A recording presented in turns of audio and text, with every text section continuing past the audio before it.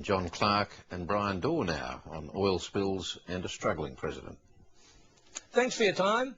Good to be talking to you. Good evening. Now, this oil spill in the Gulf of Mexico, can you tell us what happened? Yes, we're talking about an offshore oil rig, which is, of course, a large device for pumping oil out of an oil field under the sea floor. Sure. And what happens if something goes wrong? Well, we're trying to figure that out at the moment. No, I mean before you start. What are the regulations You're not for dealing with that problem. You're not going to have a problem before you start. Yeah, but what are the regulations? The what? Regulations. Can you Google something for me quickly? Relegations? No, regulations. Regulations?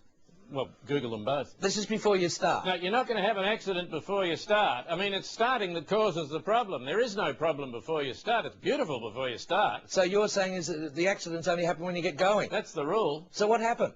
Well, in this case, there was a large explosion. The rig caught fire. 20 million gallons of crude oil spilled into the sea, and then the rig sank. I mean, everything happened. So what did you do? Well, first things first, obviously. The first thing to do in an event like that is to underestimate the problem. What? Underestimate the problem? Yes, why would because you do you that? don't want people to panic. I mean, you've got to calm people down. A lot of people get very worried. Why do they get worried?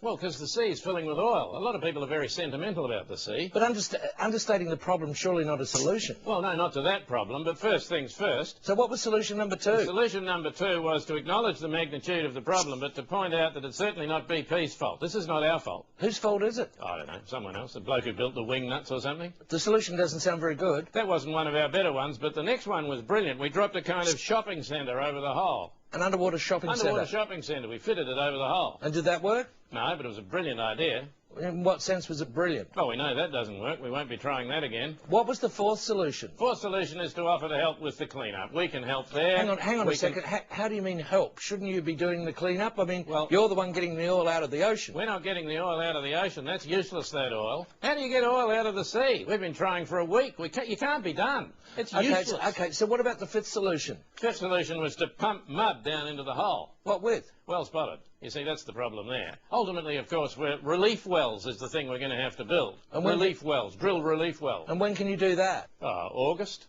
Anything in the meantime? Well, we've gone with a democratic solution in the meantime, which is nice. What's a democratic solution? Well, blame the president.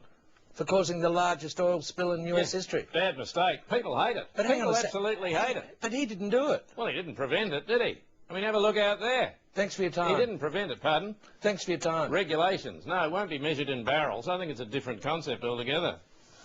I've never heard of it either, but keep bloody looking.